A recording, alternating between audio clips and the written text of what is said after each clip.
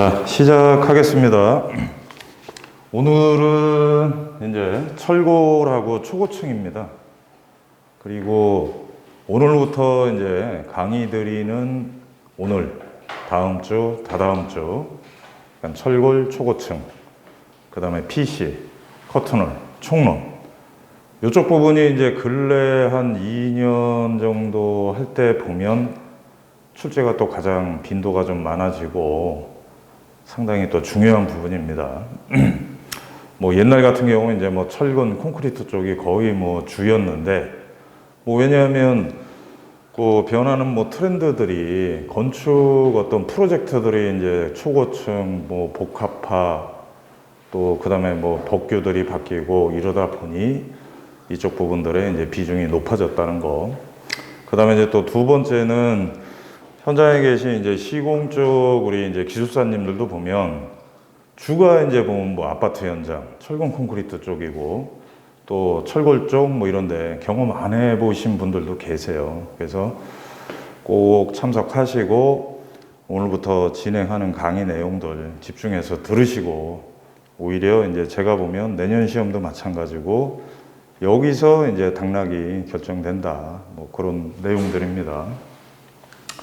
그래서 이제 철골 쪽은 보면, 자, 전체적인 부분 제가 한번 설명을 또 가이드 맵을 드릴 거고, 뭐 핵심이 이제 보면 접합입니다. 그래서 그것도 보면 용접이냐 볼팅이냐, 그리고 특히나 이제 용접 쪽으로 가다 보면 용접부의 어떤 품질 검사, 비파괴 검사 쪽 그걸 이해를 하셔야 되고, 또 용접에 따른 그럼 결함은 뭐냐, 원인은 뭐냐, 대책은 뭐냐, 이제 그런 내용들. 그리고 이제 공장 가공도 있지만 당연히 그것도 알아야 돼요. 하지만 우리는 건축 시공 기술사다 보니 실제 어떤 현장에서 일어나는 세우기 쪽 내용, 그래서 세우기, 뭐 가조립, 그 다음에 이제 기초는 그럼 또 어떻게 갈 거냐, 그리고 기초 위에 이제 주각부의 구름질은 뭐 어떤 형식이냐, 이게 이제 뭐 얼마 전 시험에도 뭐 단순한 문제지만 나왔다는 거. 그리고 철골이라는 어떤 재료의 특성상 항상 거기는 이제 어떤 내화, 피복이 화재에 대응할 수 있는 필요하다. 그럼 뭐 그 종류들은 또 뭐 어떤 게 있냐. 그리고 보면 철골 쪽에 이제 용어 문제들이 지속적으로 이제 그 출제되는 풀이 있어요. 한 뭐 7, 8개. 그래서 이제 그거는 꼭 기억을 하시는 부분. 그리고 여기도 이제 적어놨지만 철골, 초고층은 그냥 이렇게 같이 생각을 하시면 됩니다. 그건 이제 왜냐하면 초고층의 정의가 뭘까요? 우선 김 기술사님, 초고층 몇 층이 초고층일까? 자, 50층 이상, 그러고 지면에서 200m. 자, 이렇게 생각을 하시면 돼요. 그리고 50층 정도까지의 어떤 건물을 올리려면 RC 구조보다는 SRC. 자, 이게 더 효율적이다. 그래서 여기 설명드린 것처럼 철골, 초고층, 그냥 같은 개념으로 머릿속에 이해를 하시라, 이제 그런 얘기입니다. 그래서 이제 초고층 쪽으로 가다 보면, 자, 건물 자체가 이제 하이라이즈로 가다 보니 일반 건물과 어떤 구조 설계하는 컨셉이 틀려집니다. 그리고 이제 거기에 따른 아울리거냐, 뭐 벨트 트러스냐, 이제 요 개념들을 좀 이해를 하셔야 되고, 또 그러고 철골로 가더라도 여러분들이 이제 아시는 것처럼, 자, 뭐 이런 오피스 건물이라고 치자고요. 그래서 한 50층이 넘어. 하지만 이 코어 부분, 엘리베이터 샤프트가 있고, 뭐 계단실이 있고, 자, 이런 부분들은 또 RC로 갈 수 있어요. 그래서 이제 요게 보면 아까 설명드린 것처럼 RC하고 철골조하고 해서 철근 콘크리트, 뭐 철골 구조, SRC 구조가 되는 거죠. 자, 그러면 얘하고는 그럼 이제 어떻게 연결을 해줄 거냐. 그 다음엔 어떤 공법으로 진행할 거냐. 거기에 이제 보면 가장 많이 쓰는 부분이 이 부분과 이 부분은 별도로 진행해서 포화는 선행공법으로 진행한다. 그래서 그 내용.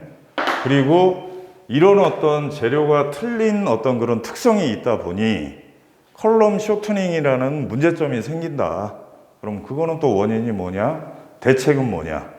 그리고 아까 이제 여기서 설명드렸지만 초고층의 어떤 특성은 자, 보시는 것처럼 건물 자체가 가로 세로비가 틀리죠. 그리고 하이라이즈로 가다 보니 여기의 특성은 이 수평력. 자, 지진이든 바람이든 자, 이거에 따른 영향이 크다. 거기에 따라서 구조 설계 개념이 틀려지는 거고, 뭐 아까 이제 여기 보시는 것처럼 내진에 대한 개념도 또 도입이 돼야 된다. 자, 그게 이제 오늘 강의 드리는 핵심입니다. 자, 그래서 이제 교재 뒤쪽에 보면 철골공사 가이드 맵이 있습니다. 그래서 그걸 한번 참고하시고 보시면, 자, 우선은 첫째, 자, 공장 가공이 있고, 그 다음에 현장 세우기가 있습니다. 자, 그래서 아까 말씀드린 것처럼 공장 가공 쪽은 참고적으로 개념들은 알고는 가셔야 돼요. 하지만 출제 쪽에 어떤 빈도는 이쪽 부분에 많이 더 나오기 때문에 현장 세우기 부분에 대한 어떤 프로세스, 그 내용들은 꼭 기억을 하시라. 그래서 이제 공장 가공은 그거죠. 우리가 이제 철골 부재를 발주하기 위해서 이제 샵 드로잉을 작성을 합니다. 그래서 이제 공장으로 넘어가면 뭐 전통적인 이제 교재에 있는 것처럼 뭐 원척도, 본뜨기, 뭐 변형, 바로잡기, 금긋기 쭉 해서 이제 뭐 이런 내용들. 자, 그리고 이제 현장 세우기 쪽에서 들어가면 자, 단위 부재가 들어왔을 때 이 부재들을 접합을 해야 된다는 거죠. 접합. 그래서 아까 이제 중요하다 말씀을 드렸고, 자, 접합하는 방식은 여러분들 그냥 이것만 기억을 하시면 됩니다. 첫째, 용접이냐. 두 번째, 볼팅이냐. 자, 뭐 옛날에 보면 뭐 리벳 접합 이런 거 있는데 지금은 다 안 쓰죠. 그죠? 뭐 옛날에 뭐 에펠탑 같은 거, 뭐 그다음에 뉴욕의 뭐 엠파이어 스테이트 빌딩 이런 거는 다 보면 영화에 보면 달궈가지고 뭐 리벳 해가지고 두들기고 했는데, 그래서 이렇게만 알고 가시라. 자, 그리고 자, 그러면 용접은 종류가 또 어떻게 나눠질까요? 유기술사님, 무슨 용접이 있고 무슨 용접이 있어요? 당연히 현장 세우기니까 현장 용접이지. 그럼 자, 지금 말씀하신 것처럼 용접을 하는 어떤 기계에 따라서 뭐 종류가 나눠지죠. 뭐 서브머지도 뭐 용접이 있고 뭐 아크 용접이 있고 뭐 기타 등등 나눠지는데, 예, 제가 뭐 설명드리려는 건 그 의도는 아닌데, 자, 우선은 현장에서 이루어지는 어떤 용접 기계에 따른 분류를 따지면 아크 용접하고 그 다음에 CO2 반자동 용접입니다. 그래서 이걸 꼭 기억을 하십시오. 그래서 아크 용접은 어떤 거예요?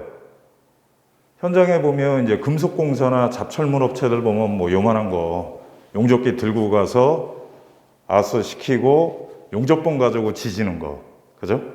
그 다음에 이제 CO2 반자동 용접은 이렇게 이제 리일처럼 돼서 힘선 자체가 자동으로 공급되면서 그 용접에 어떤 불순물이 들어가지 않도록 하는 게 이제 CO2 가스예요, 쉴드.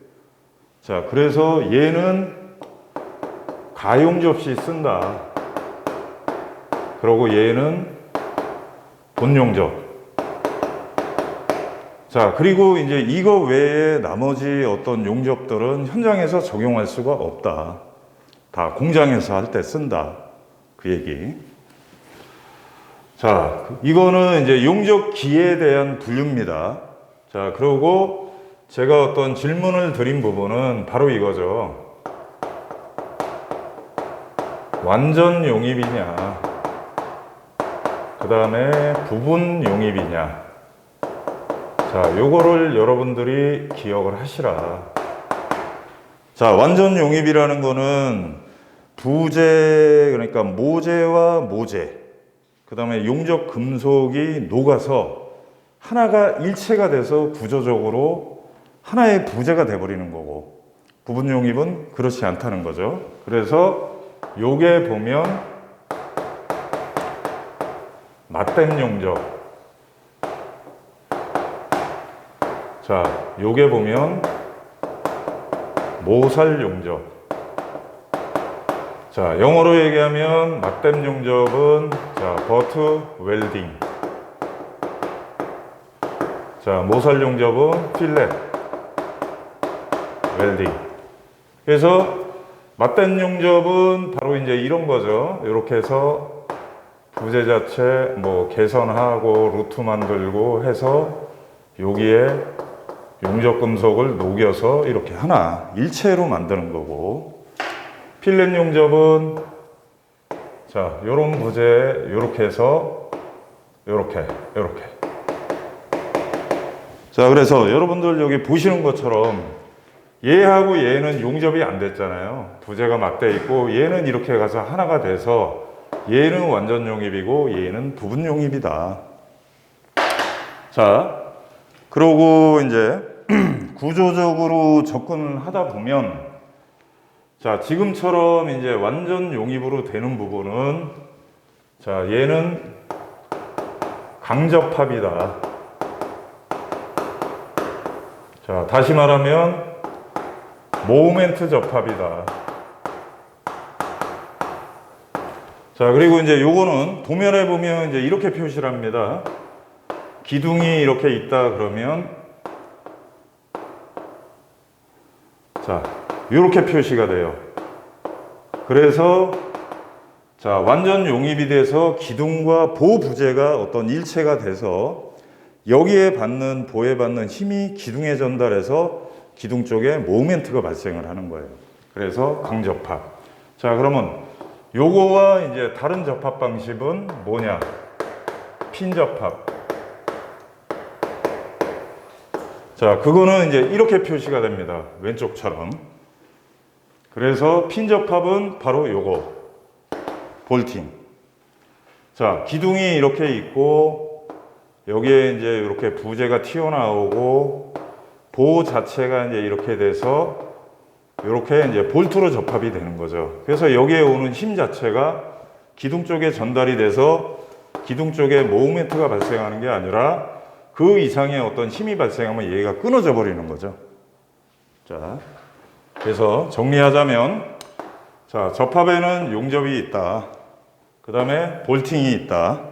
그리고 용접 쪽에서 현장에서 시공하는 거는 아크 용접과 CO2 반자동 용접이다.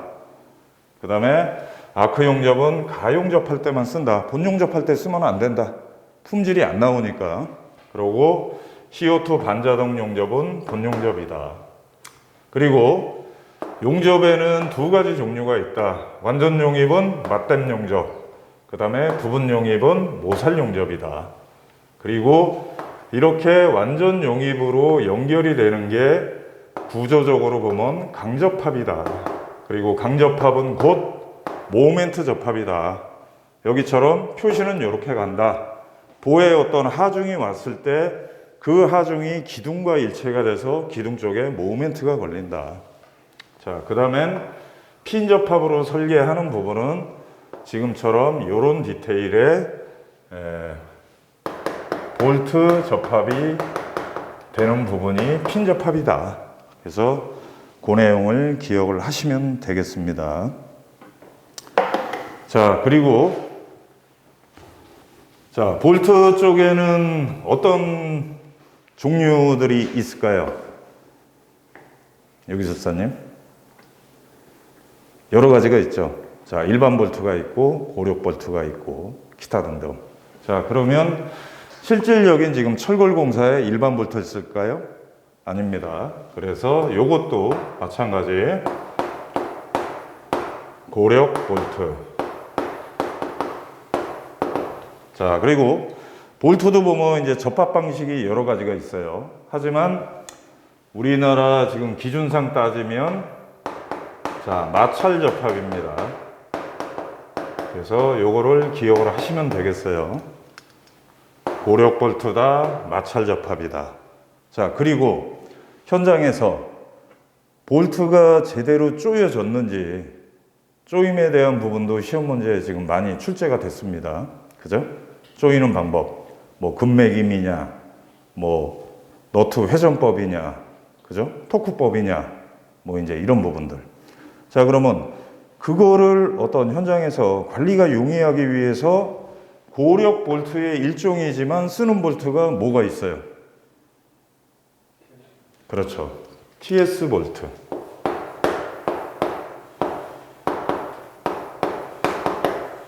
자, 그래서 요거를 기억을 하시라. TS 볼트는 뭡니까? 토크 시어 볼트다. 그래서 이렇게 생겼죠. 볼트가 있고 여기 보면 핀테일이라고 딱 이렇게 있어서 요게 이제 딱 채워지고 뭔가 이제 요거 토크 렌치를 해서 따라락 돌리면 토크치에 달하면 얘가 꼬리가 떨어져 버리는 거예요. 그러다 보니 현장에서도 별도로 어떤 그 볼트에 가서 뭐 토크 렌치로 돌려서 토크 값이나 확인할 필요 없이 뭘로 확인하면 돼요? 육안으로 확인이 가능하다. 그래서 볼트 쪽에는 지금 이제 이런 내용들. 자, 그 다음에 용접이라는 거는 지금 아까 이제 설명드린 것처럼 구조적으로 지금 완전 용입으로 접근을 해야 돼요. 자, 그러면 용접부에 대한 뭐가 또 중요하겠습니까? 검사가 중요하죠. 네? 지금처럼 여기 보시는 것처럼 부재와 부재가 연결되는데 이 부분에 그러면 부재를 연결해주는 금속 자체가 완전 용입이 돼서 빈틈이 없이 채워졌는지 아니면 그쪽에 어떤 결함이 있는지. 자, 그래서 용접 쪽에는 항상 또 필수적으로 가는 부분이 바로 이 비파괴 검사다. 자, 말 그대로 비파괴잖아요. 파괴를 하지 않고 현재 돼 있는 상태에서 검사를 하는 거다. 자, 그러면 비파괴 검사가 철골 말고 철근 콘크리트에서는 어떤 게 비파괴 검사에 해당이 됩니까? 유기조사님? 그렇죠. 슈미터 앤마. 그러면 파괴 검사는 뭐예요? 그 부재 자체를 코어를 떠가지고 샘플을 채취해서 콘크리트 강도를 테스트한다. 그게 파괴 검사예요. 그래서 뭐 이제 예를 들면 계속 제가 강의 때 강조하지만 자, 만약에 자, 용어 문제로 비파괴 검사 이렇게 해서 문제가 출제가 됐어. 자, 그러면 지금 나와 있는 것처럼 뭐 RT, UT, PT, MT 해서 철골공사에 대한 것만 다 서술했어. 본인이 보기에 이거 완벽해. 하지만 60점에 미달되는 점수를 받는다. 지금처럼 비파괴 검사는 철골 공사에도 있지만 콘크리트 공사 쪽이나 뭐 이런 데서 레미콘 강도를 구조물에 완료된 거를 테스트하기 위해서 지금 유기수사님이 얘기한 것처럼 슈미터의 햄마로 그죠? 때리는 것도 비파괴 검사야. 그래서 항상 문제가 나왔을 때는 넓게 그렇게 써주시라. 이제 그런 얘기입니다. 자, 그리고 이제 비파괴 검사 쪽으로 가면 4가지 종류가 있습니다. 이걸 꼭 기억을 하셔야 됩니다. 자, RT, 그 다음에 UT, 그 다음에 PT, 그 다음에 MT. 자, 그리고 이제 요 4가지 시험에 자, 어떤 형태로 가는 거냐, 그 다음에 어떻게 적용하는 거냐. 그래서 바로 요 내용이죠. 자, RT, UT는 내부 결함도 확인을 할 수 있다. 요게 포인트. 그 다음에 PT, MT는 내부 결함은 확인하기가 어렵다. 그럼 뭐냐? 표면 결함. 자, 그래서 이따가 세부적으로 설명드리겠지만 RT는 엑스레이를 찍는 겁니다. 우리 건강검진할 때. 그리고 UT는 뭐 울트라소닉 테스트에서 초음파로, 그죠? 이렇게 쏴서 반향되는 전파를 가지고 내부 쪽에 결함을 찾는 거. 그게 지금 보면 저런 거나 좀 비슷한 거예요. 토공사 할 때, 어떤 집안 조사할 때 GPR 탐사 같은 거. 그죠? 그 다음에 이제 말뚝 동제화 시험할 때 뭐 있었어요? PDA. 딱 때렸을 때 타격되는 에너지를 가지고 어떤 모니터의 형상 가지고 분석하는 것들. 그런 원리. 그 다음에 PT는 용액을 가지고 뿌려서 결함 있는 부분에 이제 색깔이 변하는 거. MT는 자성을 가진 걸 가지고 해서 결함 부위에 뭐 철분이 모이는 거. 그래서 요거는 이따가도 뭐 숙제를 내드리겠지만 비교표로 해서 딱 여러분들이 정리를 하고 가져가시라. 그런 내용입니다. 자, 그 다음에 철골 세우기 쪽에 이제 세부적으로 가면, 자, 첫째, 기초 부분에 앙카를 설치를 합니다. 그리고 아까 공장에서 제작한 기둥 부재가 들어오면, 자, 기초 부분과 기둥 부분과 연결을 하죠. 자, 주각부를 설치를 하고, 자, 그러면 요때 기초의 어떤 베이스 플레이트와 철골 기둥과 볼트로 연결을 하면서 그 틈새를 메꿔주는 또 고름질이라는 공법이 있습니다. 자, 요것들이 지금 보면 이따금 용어 쪽에 출제가 된다. 그래서 지금 보면 기초안카 설치하는 방법 세 가지. 자, 고정 매입 공법이냐, 그 다음에 가동 매입 공법이냐, 그 다음에 나중 매입 공법이냐 해서 요 세 가지가 간단합니다. 뭐냐, 특성이 어떤 차이가 있냐. 그리고 대부분 지금 우리가 시험 문제에 나오는 대형 구조물들은 이거다. 요걸 가야지 힘을 많이 받는다. 자, 그리고 여기 이제 보시는 것처럼, 자, 기초에다 이렇게 베이스 플레이트를 하고 지금처럼 이렇게 이제 볼트를 묻어서 요거를 타설을 했어요. 그리고 공장에서 이렇게 이제 철골 기둥 부재가 들어왔습니다. 그러면 이제 얘랑 연결을 해주면서 볼트를 채우고 위치를 맞춰서 가면서 요 또 보면 레벨 관리가 중요하죠. 그러다 보니 이제 이쪽 부분을 고강도의 무수축 몰탈로 이렇게 채워서 일체화를 시킵니다. 그게 보면 고름질 문법이다. 그래서 여기도 보면 종류가, 자, 전면 발음,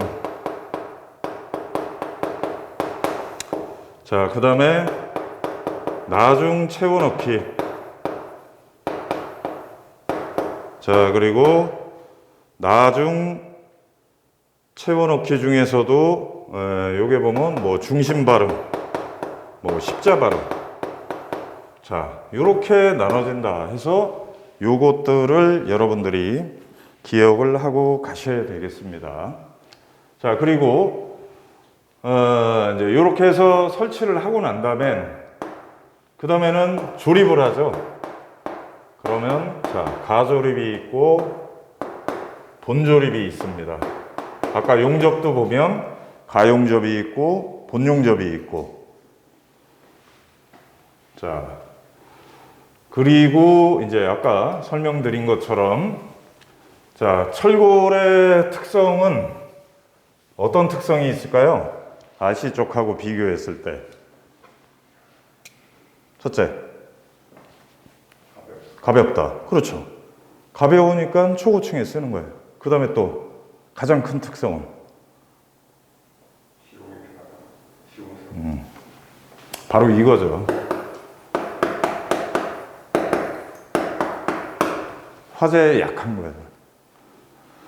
자, 철골 자체가 한 약 700도 정도의 어떤 불이 나서 열이 생겨버리면 부재가 가지고 있는 강성의 50%밖에 발휘를 못합니다. 그래서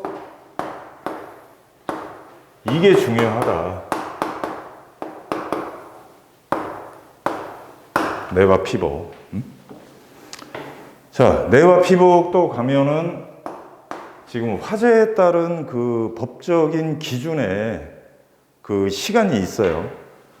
자, 그래서 1시간이냐, 2시간이냐, 3시간이냐. 자, 그것도 같이 알아 놓으셔야 됩니다. 뭐 작년, 재작년부터 계속 이제 특히 물류창고 같은데 화재 뭐 이런 게 이어지다 보니 지금처럼 내화 피복에 대한 거, 화재에 따른 그 건물 기준에 따른 내화 구조 성능 기준에 대한 그런 내용들 계속 출제가 되는 거고, 얼마 전에도 보면 또 여러분들 신문지상에서 봤지만 아직 뭐 오픈 전이지만 그죠? 뭐 대형 그 백화점인가 아울렛인가 또 화재 나가지고 상당한 인명 피해가 났잖아요. 그래서 그거랑 요 내화 시간의 기준 요거를 간략하니 제가 교재에 복잡한 법규를 정리해서 만들었습니다. 그래서 요거를 여러분들이 꼭 기억을 하시라. 자, 그리고 내화 피복도 보면 종류가 상당히 다양합니다. 근데 대표적으로 뭐가 있죠? 뿜칠, 그 다음에 내화 페인트. 자, 요거는 꼭 필수적으로 세부적인 뭐 시공 절차, 뭐 시공실 유의사항 알아놓으셔야 된다. 그 얘기. 아마 여러분들 그 토공사 제가 탑다운 할 때 기둥은 보통 보면 가설시는 이렇게 이제 철골 기둥으로 들어간다고 했어요. 그리고 본공사가 어떤 완료될 때는 수직 부재가 타설되면서 SRC 구조로 여러분 됩니다. 그래서 이렇게 여기다 이제 스터드 볼트를 설치하고 철근 배근을 해가지고 이렇게 콘크리트가 쳐집니다. 그죠? 기억나시죠? 김 기술사님? 자, 그러면 여기에 어떤 철골 기둥에 더 씌워지는 이 콘크리트는 구조적인 역할도 하지만 결론은 바로 또 이 목적도 있다는 거예요. 내화 피복. 그래서 여기 아까 설명드린 것처럼 요거 외에도 교재에 있지만 여러 가지가 있습니다. 그래서 전체적인 큰 틀에서는 내화 피복의 어떤 공법, 종류 이해를 하시고 가장 대표적인 거, 세부적인 부분까지 접근할 때는 요 내용들이 중요한 내용이다. 그렇게 이해를 하시면 되겠습니다. 자, 그리고 철골 쪽 보면 용어 쪽으로 또 이제 출제가 계속 되는 부분들이 있어요.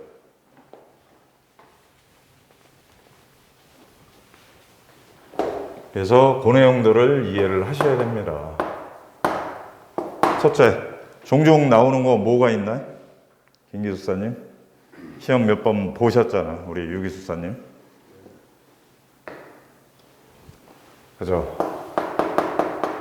자, 라멜라, 티어링. 이런 거는 꼭 알아놓으셔야 돼. 뭐, 지난 회차에 나왔으면 또 몇 번 걸러서 또 나와. 그 다음에 또 뭐 있어요? 메탈 터치. 또, 스칼랍.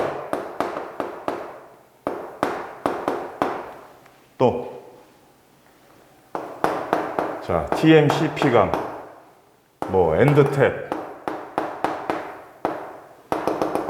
자, 그래서 그 내용들은 용어 쪽으로 여러분들이 딱 간단하게 정리하셔서 그렇게 기억을 하고 가시라 이제 그런 내용들입니다.